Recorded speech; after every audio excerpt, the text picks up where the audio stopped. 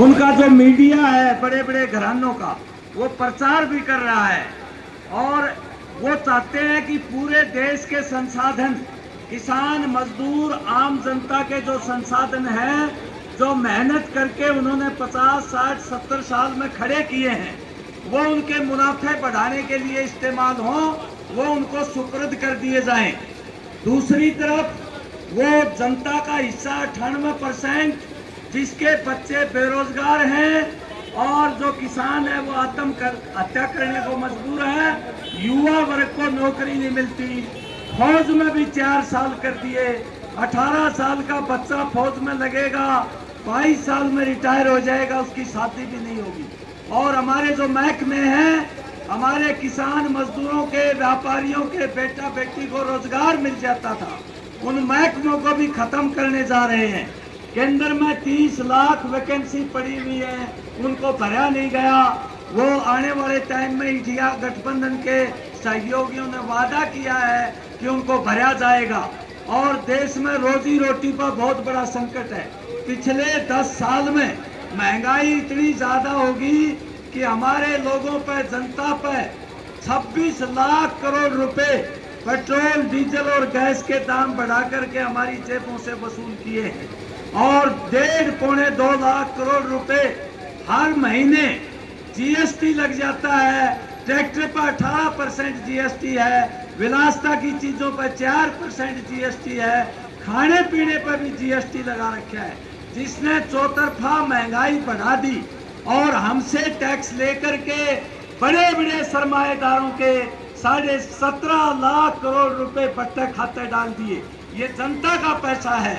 और जनता के बीच में जो हमारे 36 बिरादरी के शहीदों ने कुर्बानी देकर के देश को अंग्रेजों से आजाद कराया था, और हमारे 18-18 साल के नौजवान फांसी पर लटके थे, वो प्रजातंत्र भी पैसा तंत्र बना दिया है। आपने देखा होगा पीछे पीएम केयर बना करके एक अपनी निजी संस्था बना करके कंपनियों से और सार्वजनिक क्षेत्र से अरबों रुपए उसमें जमा करा लिए।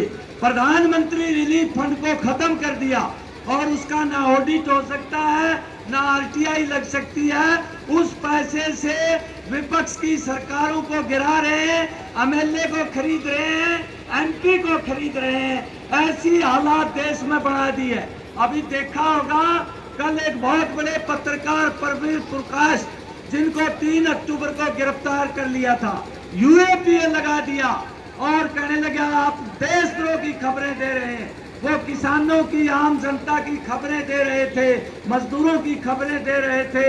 और सुप्रीम कोर्ट ने कहा कि ये गैर कानूनी गिरफ्तारी थी। हमारे एक एमपी, आप पार्टी के हमारे एमपी थे और जिन्होंने उसको भी 3 अक्टूबर को गिरफ्तार किया था, सुप्रीम कोर्ट से जमानत मिली। उसके ऊपर, संजय सिंह के ऊपर 2 करोड़ का आरोप लगा कि आपने शराब घोटाले में 2 करोड़ रुपए लिए।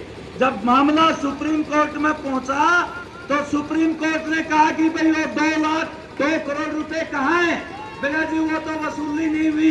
कहता जमानत दे दे इनको, कहता दे दो जी जमानत ईडी। अब देखिए 6 महीने जेल में रखा गया।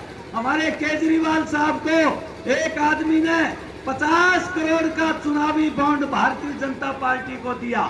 उसको कहने लगे केजरीवाल को गिरफ्तार करना है, आप कह दो शराब घोटाले में उसने 50 करोड़ रुपए लिए हैं। वो कहने लगा ये तो आपने लिए थे जी, ये तो उन्होंने नहीं लिए। कहता आपको जेल से नहीं निकालेंगे जब तक इनका नाम नहीं लोगे। केजरीवाल साहब का जबरदस्ती नाम लेकर के और उनको जेल में डलवा दिया। ठाकुर लाल सिंह जी भी हमारे बीच में है भाई, ताली बजाओ और स्वागत करो ठाकुर साहब। तो ये हालत होगी। विपक्ष को मोदी साहब मिटाना चाहते हैं। अभी डॉक्टर साहब ने बोला ये बहुरूपिया है, झूठ बोलता है, ढोंग करता है। आजकल तो बेरोजगारी, खेती बाड़ी की बात ही